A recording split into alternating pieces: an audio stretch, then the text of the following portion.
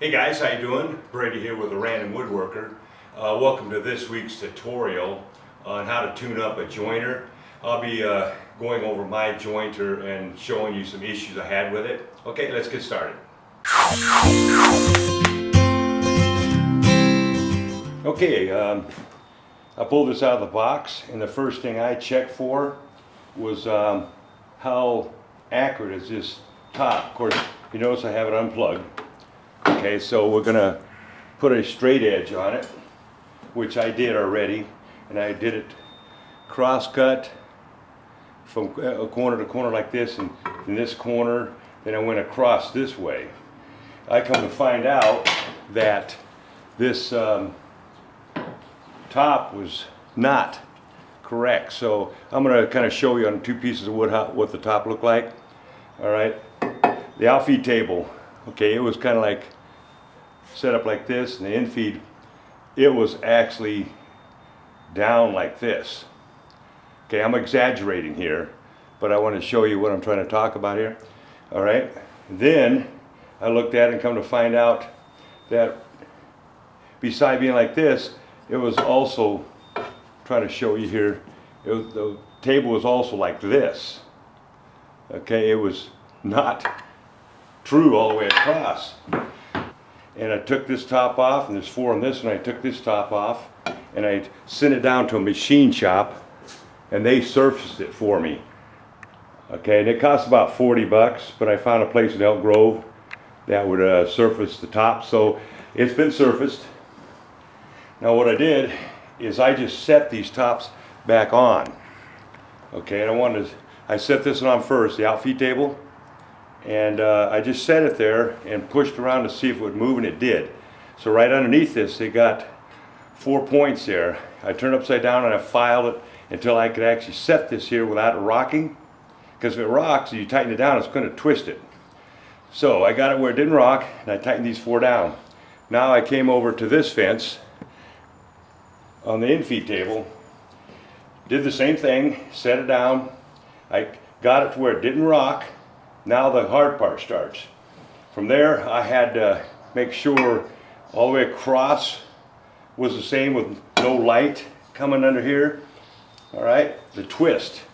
I had to adjust it for the twist, and what I did was I had to file these points down underneath until I get turned enough to where it's actually parallel with each other.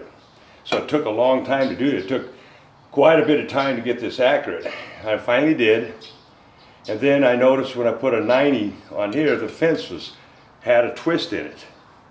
All right, the twist no good, because if you're putting your wood against here, you want it to stay 90 all the way across. What happens if you got a twist out here? Well, you're feeding it through, and all of a sudden, now it hits here, now the board turns like this and goes through. Now the bottom of this is no longer a 90, parallel 90. So he surfaced the top of this. I put a 90 on this. I made sure the tops are right on the money. Now it works real good. Second thing is the blades here. Okay, remember it's unplugged. So I'd sit here. Now I do it the old-fashioned way, because you can buy a tool that you can put on here to adjust the blade so it's true parallel across with this side. And what I did was I just put a little piece of wood across. Okay, and I got it to where it just barely touched. I put a feeler gauge under here, and I got it at about 1/1000 across. All right, made sure they're both level, see? So I put it right in here, and the feeler gauge gave me about 1/1000. So that's all you want. You want the blade about 1/1000 above this. Like I said, they do have gauges you can put on there, but they cost money. So this is the old-fashioned way. So I trued these up. I 90'd this. Now I went and parallel the blade with this top, the outfeed table, not this one. You parallel with the outfeed table.